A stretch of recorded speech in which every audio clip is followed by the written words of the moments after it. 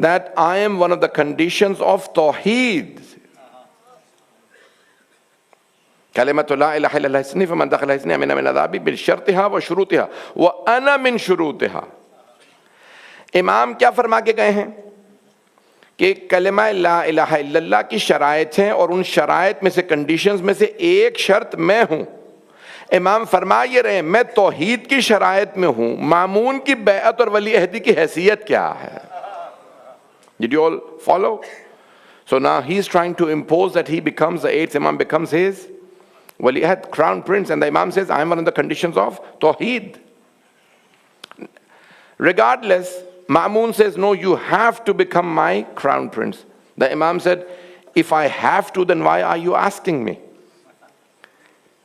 You write whatever you like with my name. If you're asking me, I'm refusing.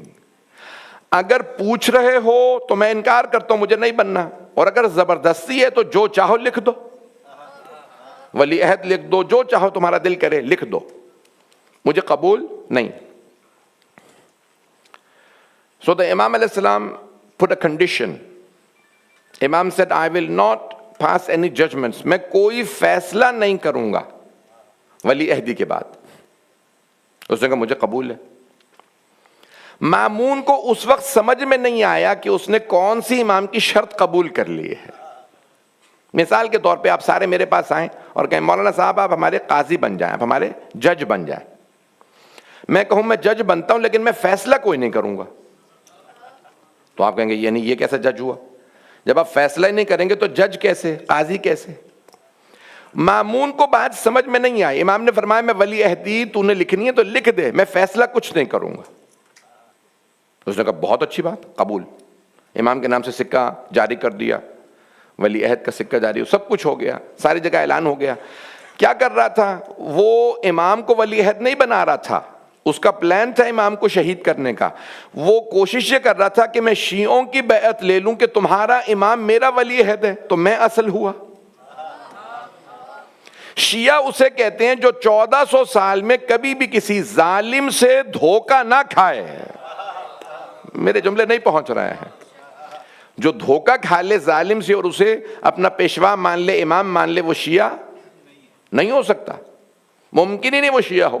جو دھوکہ کھا جائے کسی فاسق کو، کسی غیر عادل کو، فاسق نہ بھی ہو، عادل نہیں ہے، حتیٰ عادل ہو، متقی ہو، پرہیزگار ہو، نمازی ہو، روزگار، سب کچھ کرتا ہو، لیکن جب عصمت کا درجہ کچھ اور ہے، امام معصوم کا مقام کچھ اور ہے، امام کے برابر کوئی نہیں ہو سکتا. تب اس نے کیا کیا؟ اس نے کہا کہ ٹھیک ہے مجھے قبول ہے. اب اس نے امام کو اپنے محل میں رکھ لیا. تو لوگوں کو کنفیوژن تو ہونی تھی، بھئی امام محل میں رہ رہے ہیں. دیکھ تھوڑی سی توجہ کیجیے گا.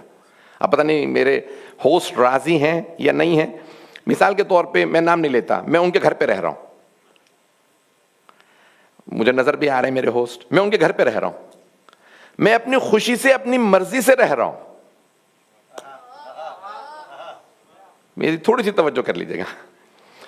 ایک مرتبہ میں نہیں رہ رہا، مجھے رکھا گیا. جیسے زندان میں رکھا جاتا ہے، جیل میں رکھا جاتا ہے، تو اب آدمی خوش نہیں ہے، راضی نہیں ہے. امام خوشی سے نہیں گئے. امام نے نہیں کہا مجھے اپنے گھر میں رکھ لو، اس نے کہا آپ کہیں نہیں جا سکتے، آپ کو محل میں رہنا پڑے گا. وہ حاکم ہے، قاتل ہے، اس نے امام کو رکھا. کوسچن نہیں پیدا ہوتا. مجھے نہیں معلوم میرے جملے پہنچ رہے ہیں یا نہیں پہنچ رہے. عزیزان گرامی، امام نے نہیں کہا کہ مجھے اپنے محل میں رکھو، بلکہ مأمون نے امام کو زبردستی اپنے محل میں رکھا. یہ بڑا فرق ہے. اب اس نے کیا کیا؟ رکھ تو لیا. اس نے کہا بھئی ایک ایک لہجے کی مجھے امام کی خبر چاہیے. عربی میں کہتے ہیں جاسوس. کچھ لوگ سمجھ گئے، میں نے ٹرانسلیٹ نہیں کیا. جواسیس اس کی جمع ہے. تو اس نے کیا کیا؟ جواسیس ہائر کیے، spies. I want every single report of علی ابن موسیٰ الرضا علیہ السلام. ایک ایک لہجے کی مجھے خبر دو. دن رات لوگ اپوائنٹڈ تھے کہ امام کو واچ کریں، امام کو دیکھیں امام کیا کر رہے ہیں. پھر خبر لیتا، ہاں تم کس ٹائم پہ تھے وہاں پہ؟ کہ میں پوری رات امام کو واچ کرتا رہا. کہ کیا کر رہے تھے؟ کہ تہجد پڑھ رہے تھے، قرآن پڑھ رہے تھے. اب رپورٹنگ کس بات کی ہو رہی ہے؟ تہجد کی. اچھا بتاؤ ان کی تہجد کی نماز کیسی ہے؟ کہ لگتا ہے تہجد کی نماز بنی ہی ان کے لیے ہے۔ جاسوس کس کا ہے؟ مأمون کا۔ تہجد کس کی دیکھ رہا ہے؟ امام رضا علیہ السلام کی۔ اب امام کی جو نماز دیکھے گا لا محالہ 1 دن 2 دن 10 دن ہفتہ مہینہ 2 مہینے 1.5 سال جو مسلسل دیکھ رہا ہے، کیوں شیعہ نہیں ہو جائے گا؟ میرے جملے پہنچ رہے ہیں یا نہیں؟ وہ دیکھتا رہا، وہیں سے اپوائنٹڈ تھے مامون کے، لیکن سب کے دلوں میں بس رہے تھے امام رضا علیہ السلام۔ پھر اس نے کہا اچھا ٹھیک ہے دوسرا، ہاں تم کس ٹائم پہ تھے؟ کہا میں فجر کے بعد پہنچ گیا۔ کہا کیا کر رہے تھے؟ کہا اس وقت فجر کی نماز کے بعد انہوں نے قرآن پڑھنا شروع کر دیا۔ کہا ان کی قرآن کی تلاوت کیسی ہے؟ کہا لگتا ہے قرآن آیا ہی ان کے لیے ہے۔ میرے جملے پہنچ رہے ہیں یا نہیں پہنچ رہے؟ عزیزان گرامی، امام کی عبادتیں لوگ دیکھ رہے ہیں۔ اچھا یہ دیکھو خط کس کس کو لکھتے ہیں، کسے کسے خمس بھیجتے ہیں، کس کس کے کام آتے ہیں، ان سب پہ نظر رکھنا۔ عزیزان گرامی اس کا مطلب ہے انہیں بھی سمجھ میں آ رہا تھا پیسہ جوڑ کے غنی بننے والے اور ہیں، سب کچھ لٹا کے امیر کہلانے والے آل محمد ہیں۔ میرے جملے پہنچ رہے ہیں یا نہیں پہنچ رہے؟ عزیزان گرامی اب یہ مامون مسلسل امام کی مخبری تو سمجھتے ہیں، رپورٹنگ ہو رہی ہے سارا دن۔ ایک بات کی، مامون کا اپنا دربار اکثر افراد امام رضا کے شیعہ بن چکے تھے، صرف اور صرف امام کے کردار کو، عبادت کو، امام کے چہرے کو دیکھ کے شیعہ ہو گئے تھے۔ میں ابھی چند امام کے مناظر پیش کرنا چاہتا ہوں، لیکن اس سے پہلے مجھے مقدمہ پیش کرنا ہے۔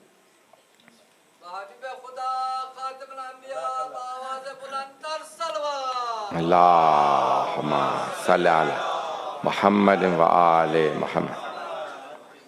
مجھے امید ہے کہ میری اردو سمجھ آ رہی ہوگی۔ اب امام علیہ السلام وہیں پہ محل میں رہ رہے ہیں، لوگ دیکھ رہے ہیں۔ یہ جو آج ایران شیعہ ہے یہ سارا امام رضا کا صدقہ ہے، یہ امام رضا کا کرم ہے، ان کی عظمت کی وجہ سے لوگ شیعہ ہوئے، امام کو دیکھ کر کے لوگ شیعہ ہوئے، ان کی عظمت کو دیکھ کے۔ اب ایک مرتبہ وہاں مامون نے 1.5 سال گزرا تو ایک مرتبہ کسی چور کو لایا گیا۔ واقعہ جلدی سے میں مکمل کر دوں کہ پھر میں بعد میں بھول جاؤں گا، اس کو مکمل نہیں کر سکوں گا۔ چور سمجھتے ہیں نا؟ میں نے کہا پوچھ لینا بہتر ہوتا ہے، واقعہ پورا چور پہ بیس کر رہا ہے۔ اسلام میں بڑے بڑے چور آئے ہیں، کچھ نے اہل بیت کے القاب تک چرا لیے، پتہ نہیں لوگ پہنچے یا نہیں پہنچے۔ مولا علی کے القاب اتنی بے دردی سے چرائے گئے ہیں، اس طرح سے بانٹے گئے ہیں جتنی بے دردی سے شادی کا کارڈ بھی نہیں کوئی بانٹتا۔ یہ لقب تم رکھ لو، یہ تمہارے، یہ تم رکھ لو۔ لیکن کچھ القاب ایسے تھے وہ چرا بھی نہیں سکتے تھے۔ اسد اللہ کہلائیں تو لڑنا پڑے گا، تو انہوں نے کہا بھئی یہ علی کے پاس ہی رہنے دو، کون لڑے۔ پتہ نہیں جملے پہنچ رہے ہیں کہ نہیں۔ تو اب امام علیہ السلام کے مختلف لوگ موجود ہیں۔ اب یہاں اسلام میں القاب بہت زیادہ چرائے گئے ہیں، اہل بیت کے القاب۔ آج کسی کو کہو کہ نہیں یہ مولا کا لقب ہے، اچھا یہ علی کا لقب ہے۔ میں پاکستان میں پڑھ رہا تھا تو وہاں میں نے کہا کہ بھئی مولا علی صدیق اکبر، یہ کیا آپ نے بات کہہ دی؟ میں نے کہا اگر علی کے علاوہ کوئی صدیق اکبر ہوتا تو رسول خدا مباہلہ میں لے جاتے، مباہلہ میں صرف علی و فاطمہ کو لے جانا بتا رہا ہے، یہ صدیق اکبر وہ صدیقہ کبریٰ ہے۔ میرے جملے پہنچ رہے تھے نا؟ چلیں آپ لوگ جو پریشان ہو گئے اور نہیں جواب دے رہے انہیں میں ایک اہل سنت کا حوالہ دے دیتا ہوں۔ نام سن رکھے ہوں گے، صحیح بخاری، صحیح مسلم، ترمذی، نسائی، ابو داؤد، ابن ماجہ۔ ابن ماجہ نے، امام ابن ماجہ نے جو صحاح ستہ 6 بکس ہیں ہمارے بھائیوں کی، ان میں سے ابن ماجہ، سنن ابن ماجہ میں وہ کہتے ہیں علی منبر پہ اکثر کہتے تھے انا الصدیق الاکبر، میں صدیق اکبر ہوں، ولا یقولہ بعدی الا الکذاب، میرے علاوہ جو کہے گا جھوٹا ہوگا۔ یہ مولا علی جب خود کہہ رہے ہیں میں صدیق اکبر ہوں۔ تیتانی گرامی اب ایک مرتبہ وہاں پہ واقعہ اگر ذہنوں میں ہو جو میں پیش کرا تھا، مامون کے سامنے چور کو لایا گیا۔ مامون تخت پہ بیٹھا تھا، امام رضا علیہ السلام موجود تھے، ممبر لگایا جاتا تھا۔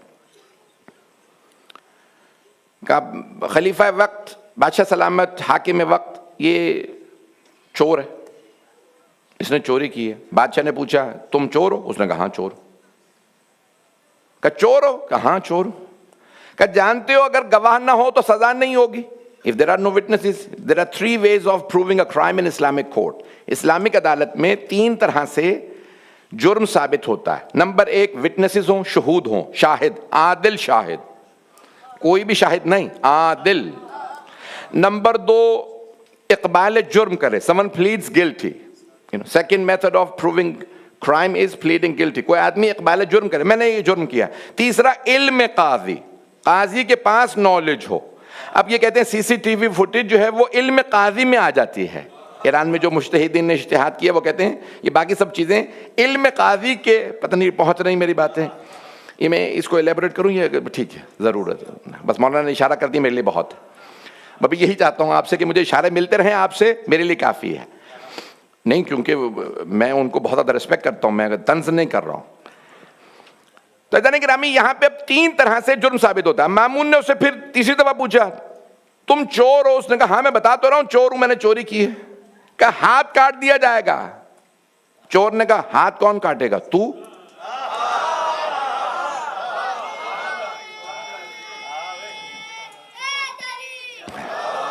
توجہ ہے ذہن گرامی، ہاتھ کون کاٹے گا؟ چور کا ہاتھ کاٹنے کے لیے تو عادل آدمی چاہیے جو خود ہی چور ہو. وہ کیسے چور کو سزا دے سکتا ہے؟ مامون نے کہا تیری اتنی جرت، تو حاکم کو، خلیفہ کو چور کہہ رہا ہے؟ انہوں نے کہا آپ ہی چور نہیں ہیں، آپ کے والد نے بیت المال سے کچھ پیسے چوری کیے تھے، اس سے کنیز خریدی، اس کنیز سے آپ پیدا ہوئے. آپ تو پوری امت کی ملکیت ہے، سب کے غلام ہیں، آپ حاکم کیسے بن گئے؟ ایک مرتبہ مامون آگ بگولا ہو گیا، بہت چیخنے لگا، سرخ ہو گیا. کہا کہ تیری اتنی جرت. کہا فرزند رسول فیصلہ کیجئے، اس آدمی نے میری توہین کی ہے. مولانا کہا بھول گیا 1.5 برس پہلے میں نے کہا تھا میں کوئی فیصلہ نہیں کروں گا. توجہ. امام نے فرمایا میں نے تو پہلے دن ہی شرط رکھی تھی، کنڈیشن رکھی تھی، میں کوئی فیصلہ نہیں کروں گا. کہ لیکن آپ کو فیصلہ کرنا پڑے گا، میری توہین ہو رہی ہے. امام نے کہا نہیں میں اپنی کنڈیشن پہ باقی ہوں، فیصلہ نہیں کروں گا. کہا نہیں فرزند رسول آپ کو بولنا پڑے گا، بتائیے یہ سچا یا میں؟ امام نے کہا پھر سن، یہ سچ بول رہا ہے. سمجھ میں آ رہی ہے جانے کے نامی؟ میں تفصیل میں نہیں جا رہا ہوں کہ یہی سبب بنا. دیکھیں ائمہ علیہ السلام، میں ایک اور بات کہہ دوں، وہ افراد کہتے ہیں تقیہ میں بیعت کر لی ہوگی، تقیہ میں بیعت کی ہوتی تب بھی نہ وہ مارتے. وہ تقیہ کا اتنا شور مچاتے کہ تقیہ میں بیعت ہو گئی. پتہ نہیں لوگ ہیں یا نہیں، خدا کی قسم تقیہ میں بھی اگر کسی امام نے بیعت کی ہوتی لوگ اس کا بھی شور مچاتے. جب وہ خود ہی نہیں کہہ رہے، آپ لوگ تو بہت ہی پریشان ہو کے سن رہے ہیں. آج میں ایک بہت بڑا حوالہ دینے جا رہا ہوں قبلہ، شاید آپ لوگوں کے لیے بھی قابل سواد ہو. کتاب کا نام ہے صحیح بخاری، کتاب الاحکام، اس کے اندر چیپٹرز ہیں. چیپٹر نمبر 94 کے اندر کتاب الاحکام، اور وہاں پہ باب رجم الحبلہ. اب یہ تفصیل میں نہیں جاؤں گا، اس کا جو باب ہے صحیح بخاری کے اندر خطبہ بھی ہے دوسرے خلیفہ کا. اس سے بڑا حوالہ تو نہیں ہو سکتا صحیح بخاری دوسرے خلیفہ. سلام ہے ویسے آپ لوگوں کو بھی، آج قسم کھا کے آئے ہیں کہ لوگ نہیں بولیں گے. تو ایسا نہیں کہ رامی صحیح بخاری کتاب الحکام باب رجم الحبلہ، دوسرے خلیفہ کا خطبہ جب وہ خلیفہ بنے، اور وہ خود کہہ رہے ہیں کہ بہت سی باتیں کہ یہ آیت قرآن میں نہیں ہے، میں پڑھتا تھا، میں پہلے خلیفہ کے پاس لے کے گیا، انہوں نے نہیں مانا. پھر کہا کہ کتنے ہی لوگوں نے وَلَمْ يُبَايِعْ كَثِيرٌ مِنَ النَّاسِ، بہت سے لوگوں نے پہلے خلیفہ کی بیعت نہیں کی. مِنْهُمْ عَلِيٌّ وَزُبَيْرٌ، بیعت نہ کرنے والوں میں علی و زبیر ہیں. بھئی سلام سارے مجمع پہ، میں خدا کی قسم کے چیلنج دے کے ٹی وی پہ اہل سنت مفتیوں کو خاموش کر چکا ہوں. جب وہ کہہ رہے تھے بیعت کر لی علی نے، میں نے کہا یہ صحیح بخاری میں دوسرے خلیفہ کہہ رہے ہیں، میں آپ مفتیوں کی مانوں کہ علی.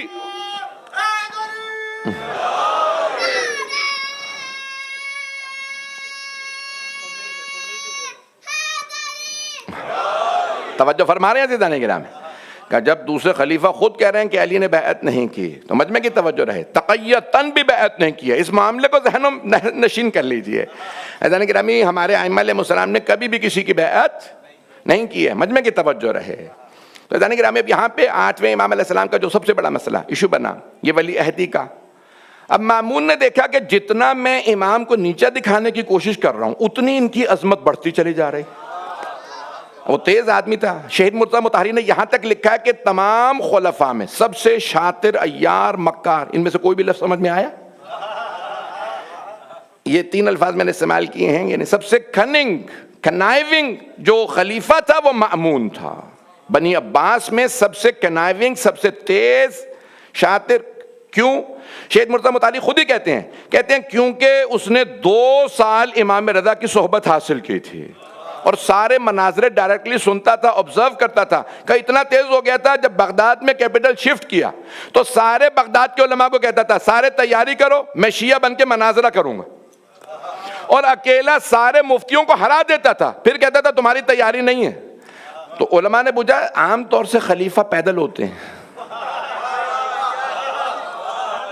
پڑھے لکھے نہیں ہوتے. کوئی حاکم آپ پتہ نہیں ہے، اب تو لوگ پرائم منسٹر بننے اس لیے پڑھے لکھے ہوتے ہیں. جو بادشاہ وغیرہ پڑھے لکھے نہیں ہوتے تھے. آپ نے اگر برطانیہ کی پوری وہ ڈاکیومنٹری دیکھی ہو تو کوئین کی ایک ہی اپنی ماں باپ سے شکایت تھی کہ مجھے پڑھایا کیوں نہیں. پتہ نہیں لوگوں نے دیکھا ہے. چلیں ڈاکیومنٹری بھی میں نے گناہ کیے ہیں دیکھ لیے ہیں. ایسا گرامی لوگ پڑھے لکھے نہیں ہوتے تھے، حاکم، بادشاہ وغیرہ. یہاں تک کہ سب سے بڑا جو مغل بادشاہ جلال الدین محمد اکبر، اسے لکھنا پڑھنا تک نہیں آتا تھا. یہ اس کا مطلب ہے یہ بھی نہیں پتا تھا آپ لوگوں کو. ان پڑھ تھا، الٹریٹ تھا، لکھنا پڑھنا نہیں جانتا. اسے مغل اعظم کہا جاتا ہے مغلوں کا سب سے بڑا بادشاہ لکھنا پڑھنا نہیں جانتا تھا. تو یہ اکثر بادشاہ پڑھے لکھے نہیں ہوتے تھے. بغداد کے مفتی، علماء سب نے کہا بادشاہ سلامت، ہم سارے علماء مل کے مناظرہ کرتے ہیں، آپ ہمیں ہرا دیتے ہیں. آپ پھر کہتے ہیں تمہاری تیاری نہیں. کہا میں تو صرف پریٹینڈ شیعہ ہوں، میں تو شیعہ ہوں ہی نہیں، بنا ہوا ہوں. میں تمہیں ہرا رہا ہوں اور تم ہار جاتے ہو. اصلی شیعہ سے کیسے لڑو گے؟ تو سارے مفتی پوچھتے اتنی قابلیت آئی کہاں سے؟ کہا 2 سال میں امام علی ابن موسیٰ رضا کی صحبت میں رہا، بڑے بڑے کہہ گئے ہیں، یہ نہ ہوتے تو ہم ہلاک ہو جاتے. لولا السنتان لہلک نعمان. امام ابو حنیفہ نے بھی کہا تھا اگر 2 سال امام صادق کے پاس نہ پڑھا ہوتا. یہی بڑے بڑے سب نے کہا ہے کہ یہ نہ ہوتے ہم ہلاک ہو جاتے. گرامی تو یہ مجھے پیش کرنا ہے. آج تو ٹائم گزر بھی گیا، دیر سے شروع نہیں ہوئے ہم، آپ لوگ دیر سے آئے ہیں. یہ تو بیچارے پہلے آ جاتے ہیں. لیکن چلیں میں پھر بھی اب میں تھوڑا سا ٹائم لوں گا کیونکہ آپ لوگ لیٹ آئے ہیں. تو عزیزان گرامی آج یقین مانی جو میں پیش کرنا چاہ رہا ہوں کہ یہ امام رضا علیہ السلام کے مأمون نے بہت زیادہ مناظرے رکھوائے. آپ شیخ طوسی کا خطبہ اگر آپ اٹھا کے دیکھیے، ذہنوں میں ہے شیخ طوسی کا خطبہ؟ شیخ طوسی شیخ الطائفہ، یعنی شیعوں کے سب سے بڑے سکولر مانے جاتے ہیں غیبت کبریٰ کے، جنہوں نے تفسیر بھی لکھی ہے. ہماری 4 کتابیں حدیث کی 2 ان کی ہیں، 8 کتابیں علم رجال کی 2 ان کی ہیں. پتہ نہیں لوگ ہیں یا نہیں ہیں. ہر موضوع پہ ان کی کتاب ہے، بہت قابل ہے. فقہ میں، اصول میں، ہر موضوع پہ، حدیث پہ، تفسیر میں. ہماری بے انتہا کتابیں شیخ طوسی کی ہیں، شیخ الطائفہ، یعنی پورے شیعہ مکتب کے شیخ، سب سے بڑے استاد. تو شیخ طوسی نے خطبہ لکھا اور اس میں کہتے ہیں الصلاۃ والسلام علی صاحب الدعوت النبویہ. 12ویں امام پہ درود و سلام ہو جو رسول خدا کی دعوت اسلام کے وارث ہیں، وصولۃ الحیدریہ، اور حیدر کرار کی شجاعت کے وارث ہیں، وعصمت الفاطمیہ، فاطمۃ الزہرا کی عصمت کے وارث ہیں، وحلم الحسنیہ، حسن کی بردباری کے، حلم کے، فوربیرنس کے، صبر و تحمل کے، توجہ، حلم الحسنیہ، وشجاعت الحسینیہ، اور حسین کی شجاعت کے وارث ہیں. جو ساری فوج کے مقابلے میں اکیلا کھڑا ہو جائے اسے حسین کہتے ہیں. عزیزان گرامی وہاں سارے پیش کرتے ہوئے جب آتے ہیں نا 8ویں امام پہ تو کہتے ہیں وحجج الرضویہ، حجج الرضویہ. حجج حجت کی جمع ہے، یعنی جو جتنے ڈیبیٹس یا جتنی بھی دلیلیں، جتنے پروفز 8ویں امام نے دیے کسی نے نہیں دیے. یہ نہیں کہ امام خود جاتے تھے مناظرہ کر لو، نہیں. مامون کہتا تھا قابل علماء کو بلاؤ 8ویں امام سے مناظرہ کریں. ایک بھی مناظرہ ہار گئے میں شیعوں کو تانے دے دے کے مار دوں گا. تم کہتے ہو تمہارا امام سب کچھ جانتا ہے، یہ دیکھو مناظرہ ہار گئے.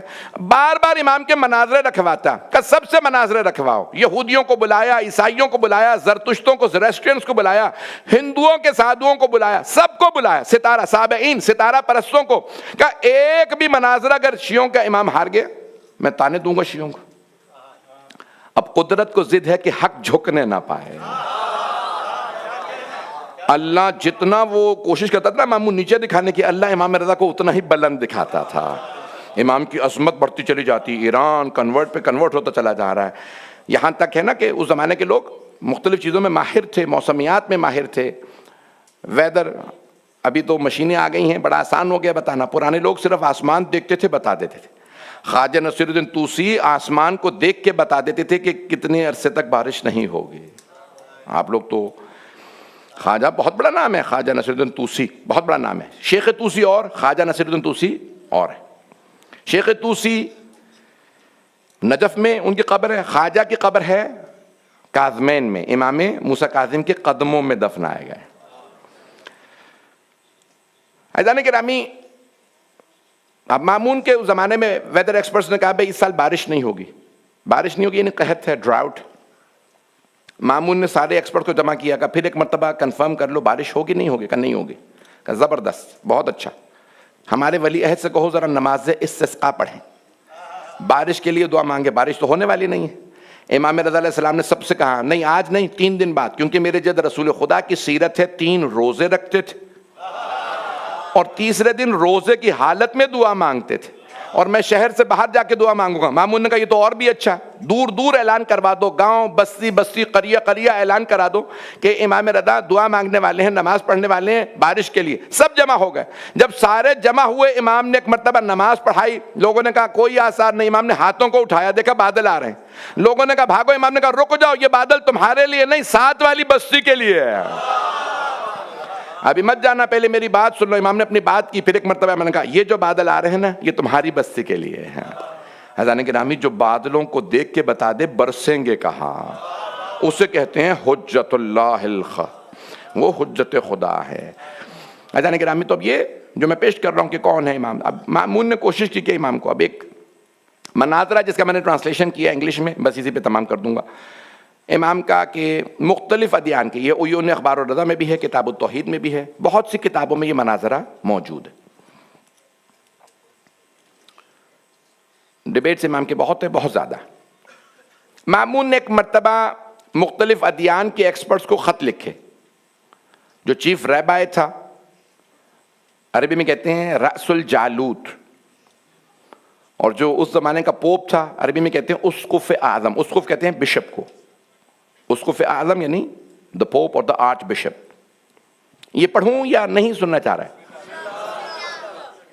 تو حضرات گرامی، اس نے سارے جتنے ادیان تھے اس زمانے میں مشہور، ان سب کے سب سے بڑے بڑے علماء کو بلایا. کہ اکیلے مت آنا، اور علماء کو ساتھ لے کے آنا، کتابیں لے کے آنا، تیاری کر کے آنا. ہمارے ولی عہد بہت قابل ہیں، پوری تیاری کر کے آنا. کتنے مخلص سے اسلام کے، اسلام کو نیچے دکھانے کے لیے، امام رضا علیہ السلام کی توہین کے لیے سب کو جمع کر لیا. کہ کہاں آ جائیں؟ کہ خراسان آ جائیں. خرچہ ہم دیں گے، سب کو انعام دیں گے، اور جو جیت گیا اسے اور بھی زیادہ سونا چاندی بھی ملے گا. جیسے سب لوگ پہنچ گئے تو اس نے کہا کہ آپ لوگوں کی تیاری ہے. ان میں سے ایک آدمی بولا ہمیں آپ کی بات سمجھ میں نہیں آ رہی، آپ عربی بول رہے ہیں، ہم لوگوں کی زبان الگ ہے. مامون بہت خوش ہوا. کہ یہ تو اور بھی اچھا ہے، جب ہمارے ولی عہد انٹرپریٹر بلائیں گے، جب مترجم مانگے گے، مجھے سمجھ میں نہیں آ رہا، یہ تو اور بھی اچھا لگے گا. حضرات گرامی، اس نے کہا کہ بھئی سب کی تیاری ہے. ہاں، 10 سے بنا کے لوگ کھڑے ہو گئے گروپس کے اندر، یہودی، عیسائی، صابئی اور ستارہ پرست، آتش پرست، یہ سارے ہندو سب جمع ہو گئے. مامون نے تخت پہ بیٹھے ہوئے ایک آدمی سے کہا کہ جاؤ جا کے امام رضا کو بلا لاؤ.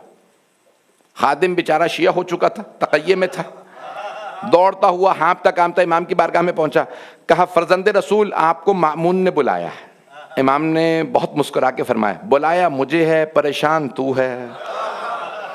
اس نے کہا مولا بات یہ ہے کہ وہاں جو مختلف ادیان کے سب سے قابل علماء ہیں وہ جمع ہو گئے ہیں اور وہ مناظرہ کرنے والے ہیں. تو امام نے کہا کیا ہوا؟ تجھے اپنے امام کے علم پہ شک ہے؟ Are you doubting the knowledge of your imam? اس نے کہا مولا مجھے آپ کے علم پہ شک نہیں ہے، لیکن یہ جو مناظرہ کرنے والے ہوتے ہیں نا، یہ سوال کچھ کرتے ہیں، جواب کچھ ہوتا ہے.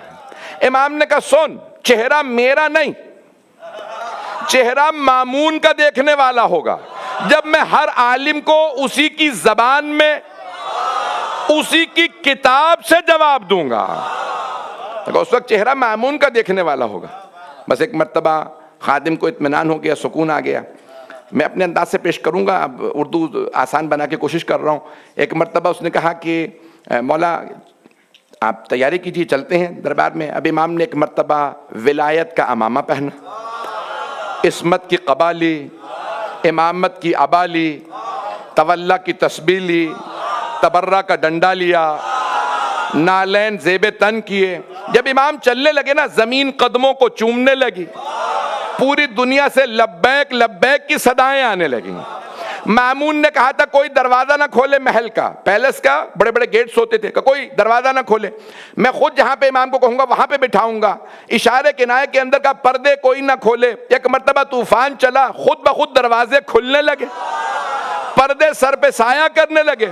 وہ مامون جو سب سے کہہ رہا تھا بیٹھے رہنا، کھڑا ہو گیا، کہنے لگا فرزند رسول تشریف لائیے، یہ آپ ہی کا حق ہے. امام نے کہا تیرے تخت سے ظلم کی بو آتی ہے، میرے لیے ممبر لگوا دے. ممبر لگایا گیا. بس بھئی ایک مرتبہ امام تشریف لائے.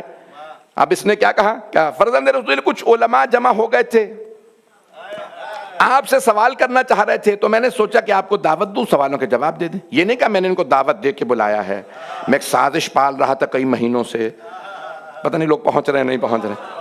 کیسے کیسے مکار عیار لوگ تھے.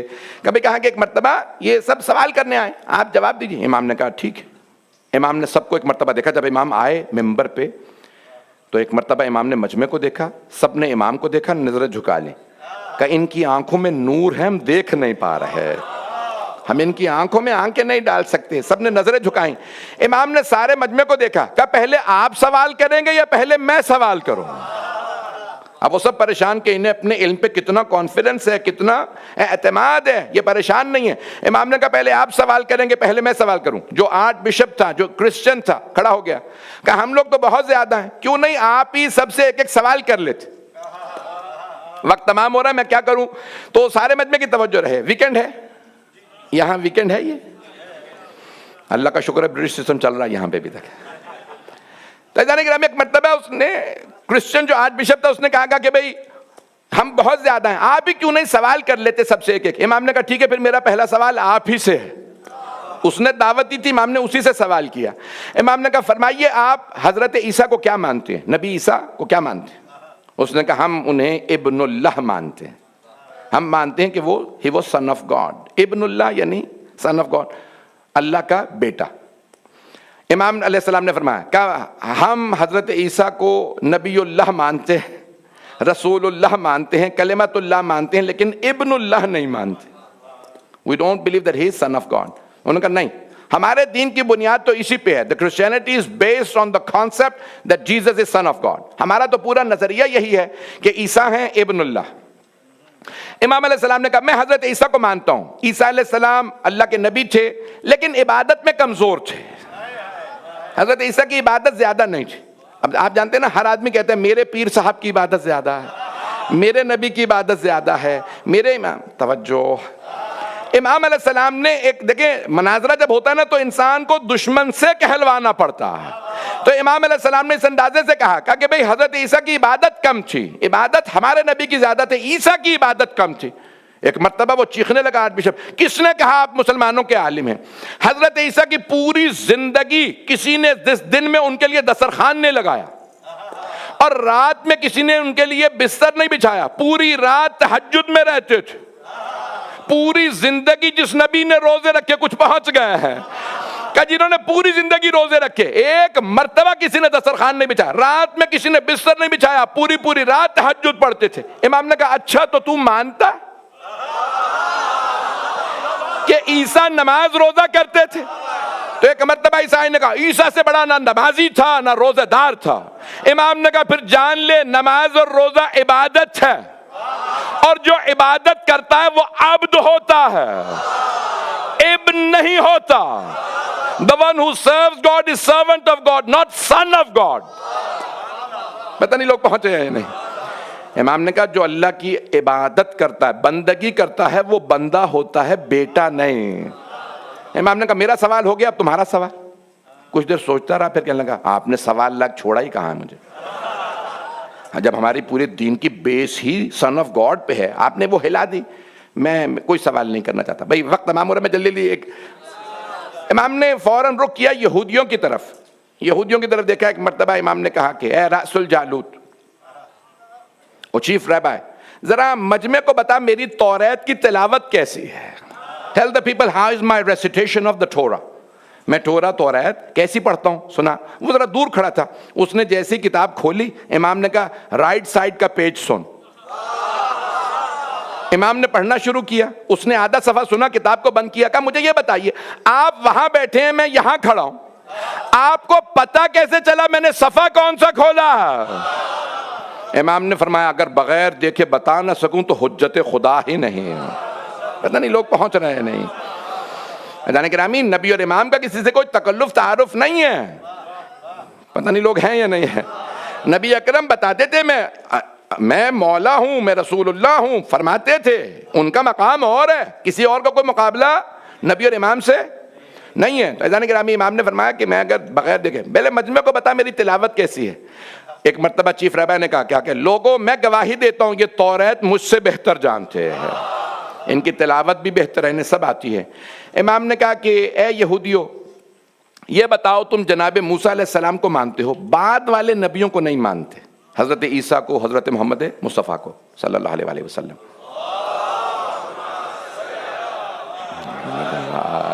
محمد وقت تمام ہو رہا ہے, سارے مجمع کی توجہ. کیا یہ بعد والے انبیاء کو اے یہودیوں آپ لوگ نہیں مانتے, حضرت موسیٰ کو مانتے ہو, کیوں؟ تو جو چیف رہبر تھا اس نے جواب دیا, اس نے کہا کیونکہ بعد والے انبیاء نے ویسے معجزات نہیں دکھائے جیسے جناب موسیٰ علیہ السلام نے. The prophets that came after, the messengers that came after Moses, they did not show miracles like حضرت موسیٰ علیہ السلام. امام نے کہا ہمارے قرآن نے حضرت موسیٰ کے 2 معجزات کا تذکرہ کیا. ایک ید بیضا, جیب میں ہاتھ ڈال کے نکالتے اس سے نور نکلتا تھا. فرعون کی بھی آنکھیں چندھیا جاتی تھی, کسی کو کچھ نظر نہیں آتا تھا ان کے ہاتھ کی روشنی میں, ہے نا, ید بیضا, یہ ہاتھ کو کہتے بیضا, اس میں نور نکلتا تھا. دوسرا ان کا عصا, جو زمین پہ پھینکتے اژدہا میں بدل جاتا تھا. The staff would turn into a python. یہ 2 معجزات. کہاں ہماری توریت نے بھی اور یہودی علماء نے بھی یہی دونوں معجزات ذکر کی ہیں. امام نے فرمایا لیکن بعد والے انبیاء نے تو اس سے بڑے بڑے معجزات دکھائے. حضرت عیسیٰ نے مردوں کو زندہ کر دیے, رسول خدا نے چاند کے 2 ٹکڑے کر دیے, سورج کو, پتہ نہیں لوگ ہیں یا نہیں ہیں. بعد والے نبیوں نے تو بڑے بڑے معجزات دکھائے, تم بعد والے انبیاء کو کیوں نہیں مانتے؟ کہ لیکن یہ معجزات تو ہم نے خود نہیں دیکھے, ان کے ماننے والوں نے بتائے. Did you understand لوگ فالو کر رہے ہیں. We did not see these miracles ourselves. The followers of those prophets have told us. امام نے کہا اچھا یہ بتا جناب موسیٰ کے معجزات تو نے خود دیکھے؟ Have you seen the miracles, the 2 miracles of Moses علیہ السلام yourself? خود دیکھے ہیں؟ کہ نہیں خود نہیں دیکھے. پھر امام نے کہا انہیں کیوں مانتا ہے؟ کہ مستند کتابوں میں آئے ہیں. They have been mentioned in authentic books. کیونکہ مستند کتابوں میں آئے ہیں اس لیے مانتا ہوں. امام نے کہا اور اگر مستند کتابوں سے میں دکھا دوں بعد والے انبیاء کے معجزات تو مان لے گا؟ تو کچھ دیر سوچنے کے بعد کہنے لگا مان لوں گا لیکن ایک شرط پہ, ہمارے نزدیک مستند ہو. آپ کے نزدیک نہیں, آپ قرآن سے دکھائیں گے, میں قرآن کو نہیں مانتا. آپ اپنی کتابوں سے دکھائیں گے, میں نہیں مانوں گا. ہماری کسی مستند کتاب سے دکھائیں. امام نے کہا ذرا مجمع کو بتا تیرے نزدیک سب سے مستند کتاب کون سی ہے؟ اس نے کہا توریت. Torah is the Old Testament is the most authentic book to us. ہمارے نزدیک سب سے مستند کتاب توریت. اگر آپ توریت سے دکھا دیں, اب یقین مانے جب میں یہ 2007 میں یا اس سے پہلے, کیونکہ میں نے 9 سال لگا کے ترجمہ کیا, 2008 میں کتاب چھپی ہے, اس سے پہلے کی بات ہے. میں جب ترجمہ کر رہا تھا رات کا ٹائم تھا, تو مجھے اب ایک مرتبہ نا پریشانی ہونے لگی, کیونکہ توریت, زبور, انجیل تحریف شدہ ہے. They've been altered, they've been changed. ہے یا نہیں؟ اب میں سوچ یہ رہا تھا امام نے 1200 سال پہلے حوالہ دیا, over 12 centuries ago امام رضا نے حوالہ دیا, آج کی توریت میں ہے بھی یا نہیں؟ اب ترجمہ میں انگریزی میں کر رہا ہوں, عربی سے شیخ صدوق کی کتاب توحید کا, مجھے پریشانی ہو رہی تھی ہے نہیں ہے, ہے نہیں. میں نے اس زمانے میں وائی فائی تو ہوتا نہیں تھا. ابھی آج کل کے بچے کیا سمجھیں گے, یہ وائی فائی والی ایج ہے, ہم اس سے پرانی ایج ہے. تو ایسا نہیں گرامی, اب وہ وہاں پہ وہ موڈم ہوتا تھا, پلگ ان کرنا پڑتا تھا, جیسے ٹیلی فون لائن پلگ ان ہوتی تھی. چلیں چھوڑے لعنت بھیجیں. اب میں نے فوراً پلگ ان کرا, فوراً بیٹھا, وہ کنیکٹ بھی نہیں ہوتا تھا, بڑا ٹائم لیتا تھا کنیکٹ ہو. gospel.com پہ میں نے جا کے ٹائپ کیا, عربی کئی زبانوں میں آج بھی gospel.com موجود ہے. میں نے ٹائپ کیا, امام نے حوالے دیے, آج یہ حوالہ ہے یا نہیں؟ ہم ایسے امام کو مانتے ہیں جن کی نگاہوں نے 1200 سال کا سفر طے کیا، حوالہ وہ دیا جسے یہودی نہیں نکال سکے. اللہ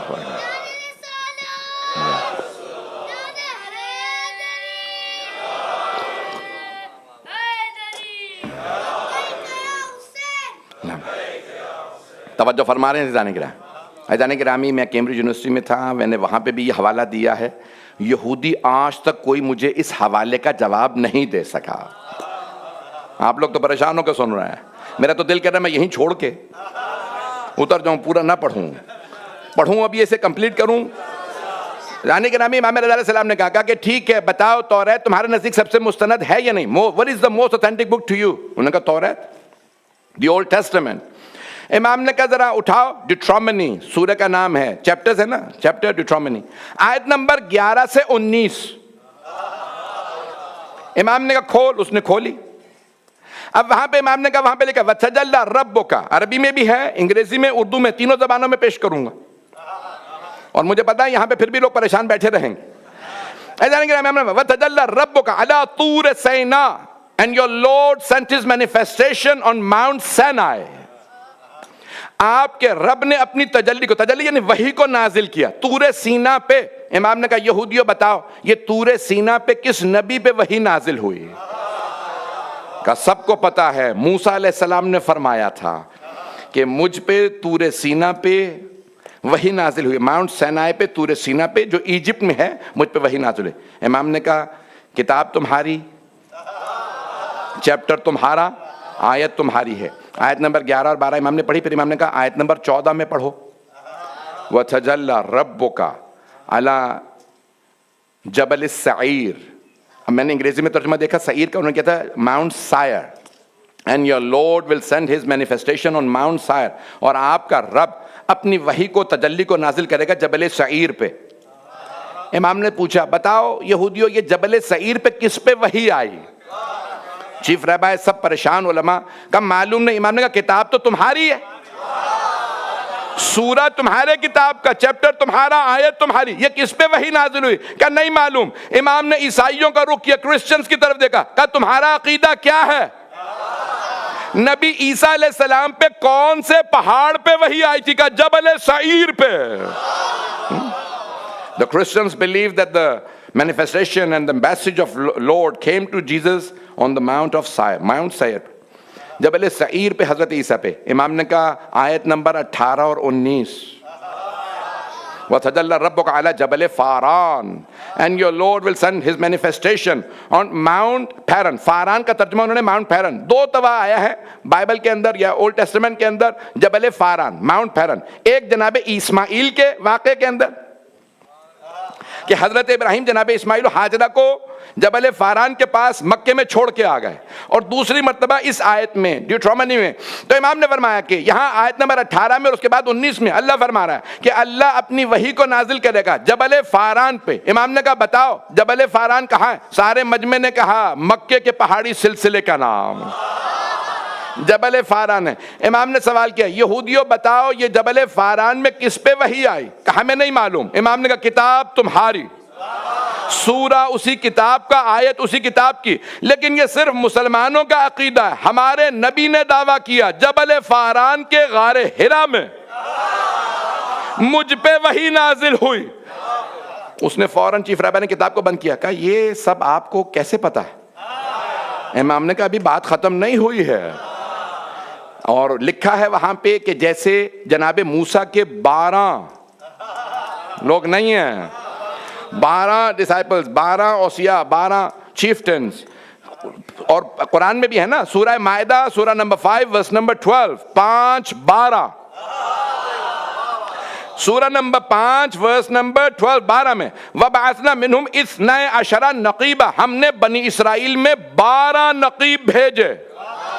We sent 12 chieftains in بنی اسرائیل. حضرت موسیٰ کے 12، حضرت عیسیٰ کے 12، حضرت ابراہیم کے 12، حضرت نوح کے 12. جب سارے انبیاء کے 12 تو رسول خدا کے بھی 12. اب ہم نہیں مانیں گے 3 4 5 6 کو. ہم ہمیشہ 12 کو مانیں گے.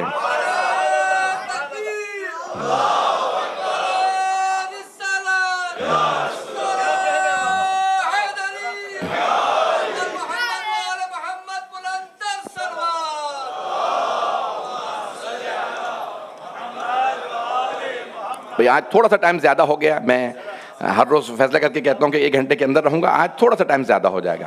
میں مسائل مختصر کروں گا، سن لیجیے، میں پورا مناظرہ نہیں پڑھ رہا. امام نے فرمایا وہاں پہ لکھا ہے، ابھی بات مکمل نہیں ہوئی. اس نے کہا کہ آپ کو کیسے پتا؟ امام نے کہا وہاں لکھا ہے 12 ہوں گے، جیسے جناب موسیٰ کے 12 تھے. کہا ہاں جناب موسیٰ کے 12، یہ آپ کو کیسے پتا؟ امام نے کہا اسی طرح آخری نبی کے بھی 12. تو کہتا ہے بعد والے انبیاء نے جناب موسیٰ جیسے معجزات نہیں دکھائے، تو معجزہ بتا میں دکھاؤں گا. اسے ایک مرتبہ چیف رہبر نے کہا مجھے یقین ہے آپ معجزہ دکھا سکتے ہیں، لیکن مجھے سمجھ نہیں آ رہا کیسے، آپ کون ہیں؟ امام نے کہا ان 12 میں سے 8واں میں ہوں.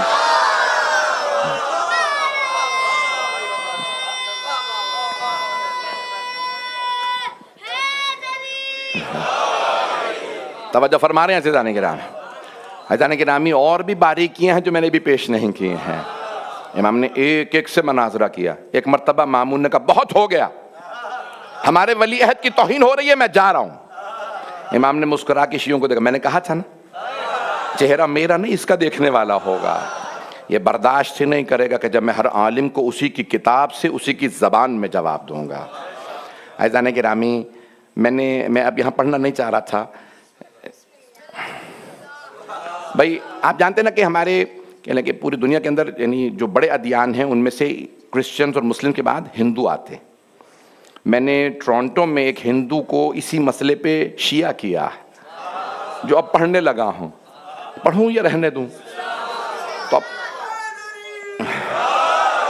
اب ایسا نہیں کہ ویدھاس ہندوؤں کے نا وید ہیں، پھر اس کے بعد ان کی ہے جو رام سے متعلق ہے رامائن ہے، اور پھر جو کرشن سے متعلق ہے وہ ہے مہا بھارت، اور پھر بھگوت گیتا ہے جس میں ان سب کا خلاصہ نچوڑ اور تفصیل ہے.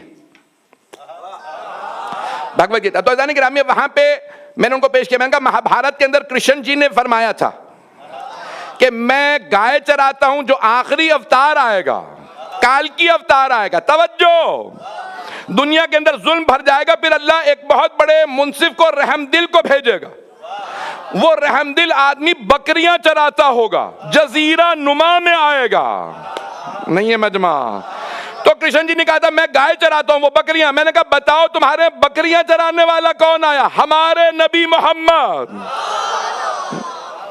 جب کہا تھا کہ وہ ایشور کا، اس کا باپ ایشور داس ہوگا، میں نے کہا عربی میں ترجمہ کرو تو عبداللہ ہی بنتا ہے.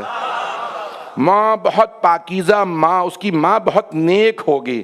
میں نے کہا جب آپ شانتی دیوی کا ترجمہ کریں گے نا تو آمنہ ہی بنے گا، اور جزیرہ نما حجاز ہی ہے.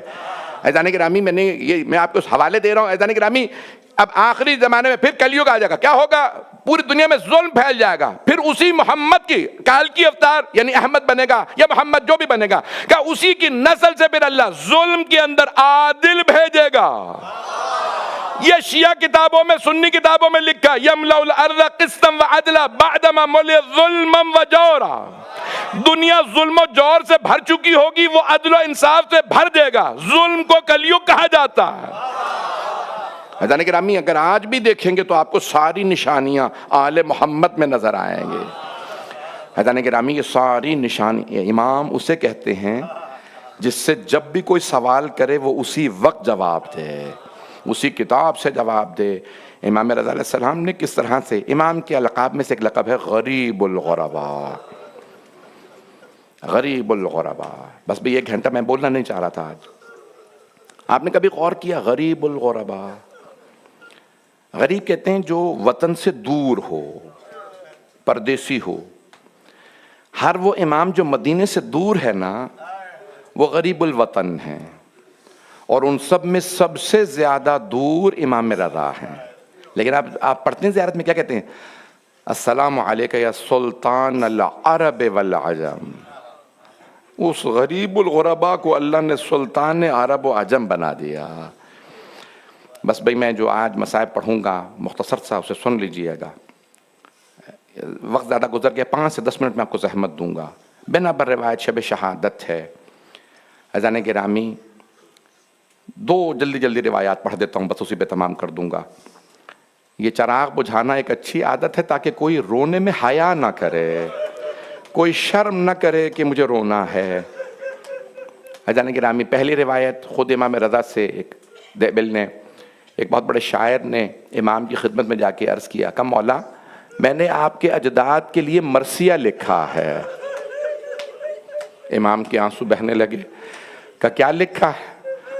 انہوں نے بتانا شروع کیا، اگر دیکھ سکے تو دیکھیے گا۔ میں پہلے فیصلہ کر کے آیا تھا پورا نہیں پڑھوں گا، اب میں شاید تھوڑا سا زیادہ پڑھ دوں۔ تو اس نے کہا کہ بھئی ایک نبی ہیں جنہیں بیٹی سے بڑی محبت ہے، لیکن بیٹی کو نبی کے پاس دفن نہیں ہونے دیا گیا۔ پھر بتایا ایک بھائی تھے اس نبی کے نام علی تھا، انہیں نجف میں دفنایا گیا، اگر دیکھ سکیں تو۔ پھر ایک مرتبہ اسی شاعر نے کہا کہ اور اس نبی کی ایک بیٹی ہے، نام فاطمہ ہے۔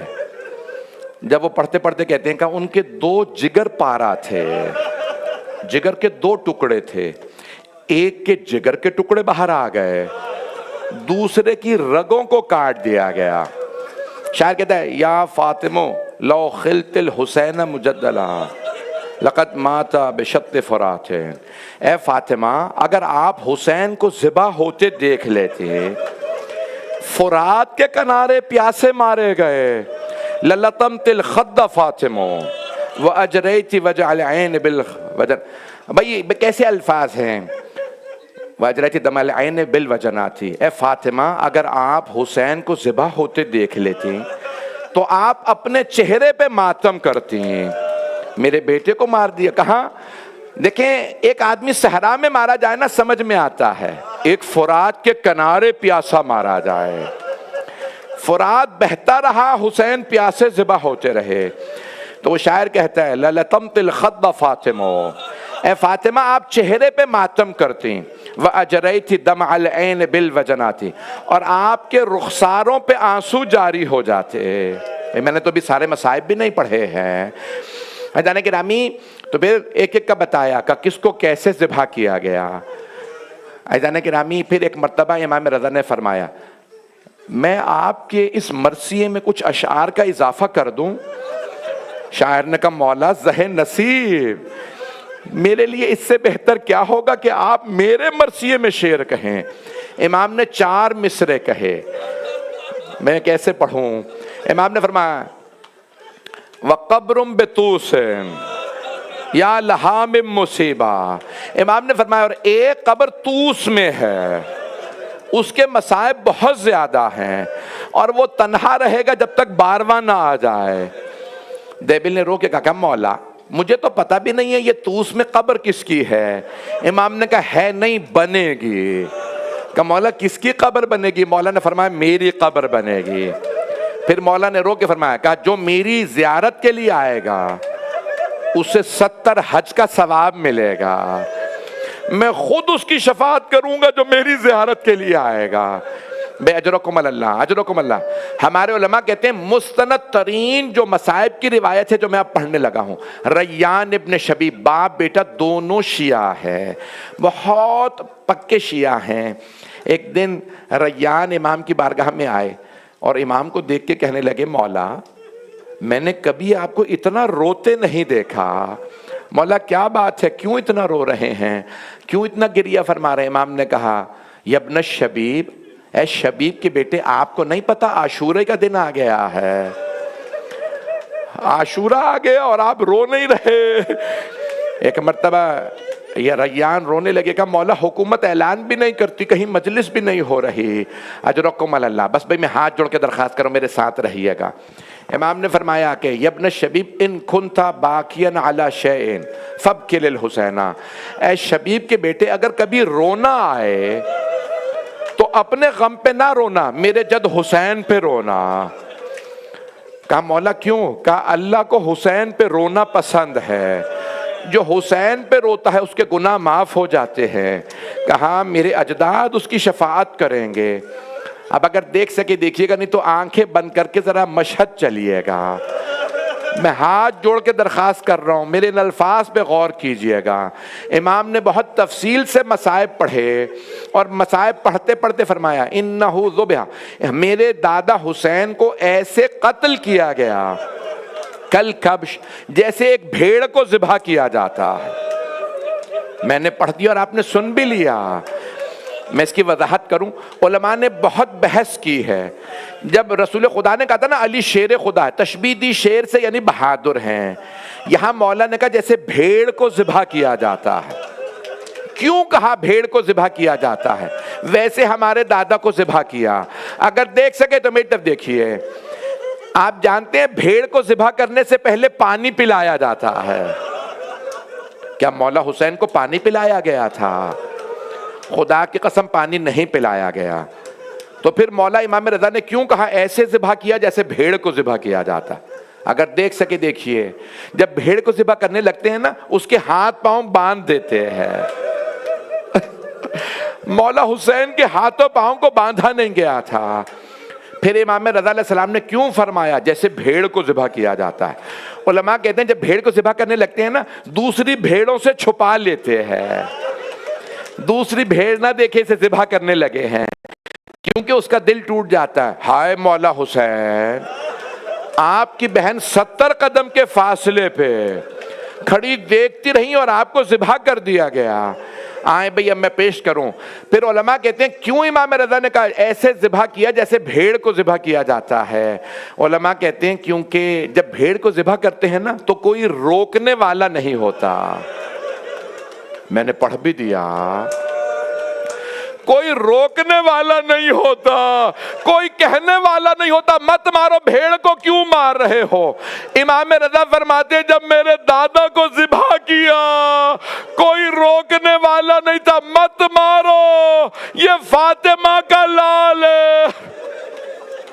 اجرکم اللہ، اجرکم اللہ کا سارے راضی کھڑے تھے، مار دو حسین کو، مار دو حسین کو۔ بس بھئی ایک روایت جس پہ میں تمام کر رہا ہوں، میں نے کہا تھا 2 روایات میں تمام کر رہا ہوں، میں اور نہیں پڑھوں گا بھئی۔ اب میں انشاءاللہ رات میں دوسری جگہ پہ مجلس ہے، وہاں پہ امام رضا کے تفصیل سے مسائل پڑھ دوں گا، وقت تمام ہو گیا۔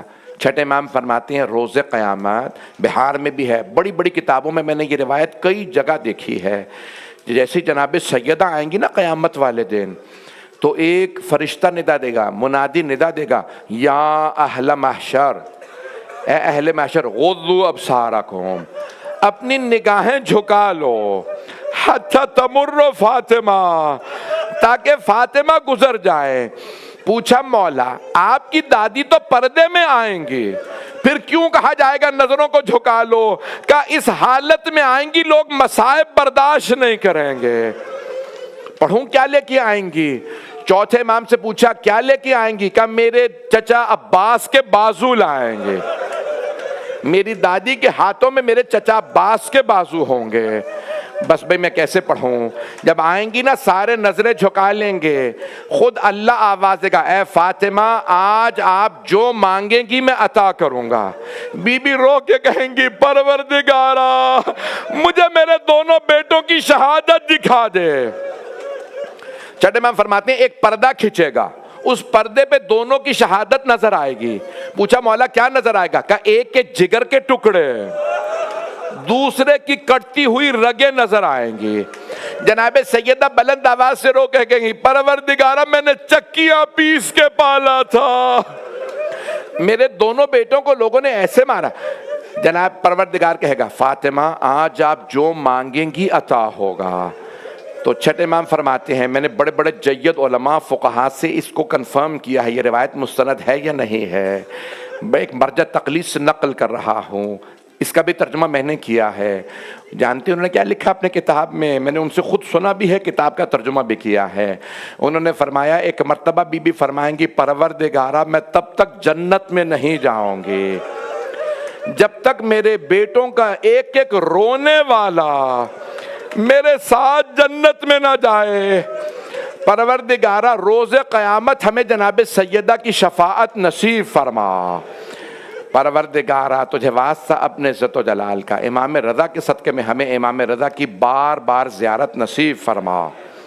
پروردگارہ تجھے واسطہ اپنے عزت و جلال کا دنیا سے ظلم کا خاتمہ فرما، دہشت گردی کا خاتمہ فرما۔ پروردگارہ اس وقت ایران میں، عراق میں، شام میں، لبنان، بحرین، یمن، فلسطین میں، غزہ میں، پاکستان میں، ہندوستان میں، افغانستان میں، افریقہ کے مختلف ممالک میں حالات خراب ہیں، سب کی حفاظت فرما۔ پروردگارہ ہم سب کی عاقبت بخیر فرما۔ پروردگارہ ہمیں زندگی میں بار بار حج و زیارات نصیب فرما۔ پروردگارہ ہمیں امام رضا کی زیارت نصیب فرما، آخرت میں ان کی شفاعت نصیب فرما۔ پروردگارہ ایران کی حفاظت فرما۔ پروردگارہ ایران کو فتح نصرت نصیب فرما۔ ہمارے سب بہت زیادہ زائرین ملینز کے حساب سے عراق میں ہیں۔ آپ جانتے ہیں نا کہ آخری 3 دن میں زیادہ زائرین آتے ہیں۔ زیادہ تر زائرین غریب ہیں مولا حسین کے، جن کے پاس نہ ہوٹل ہوتا ہے، کچھ نہیں ہوتا، آتے ہیں صرف آخری 2 دن، کھڑے ہو کے کہتے ہیں السلام علیکہ یا ابا عبداللہ، اور چلے جاتے ہیں۔ مولا نے خود فرمایا ہے اگر میرا کوئی غریب زائر آئے اسے کھانا ضرور کھلانا، اسے شربت ضرور پلانا، میرا زائر بھوکا پیاسا نہ جائے۔ مولا آ کے دیکھیے جتنا آپ کے نام پہ کھلایا جاتا ہے۔ پروردگارہ تجھے واسطہ مولا حسین کا ہمیں مولا حسین کی زیارت نصیب فرما، عاشورہ چہلم ساری زیارات نصیب فرما، ہمیں مولا کی شفاعت نصیب فرما۔ پروردگارہ دنیا سے ظلم کا خاتمہ فرما، 12ویں امام کے ظہور میں تعجیل فرما۔ ربنا تقبل منا انک انت السمیع العلیم بحق محمد وآلہ الطیبین الطاہرین المعصومین۔ ماتم حسین۔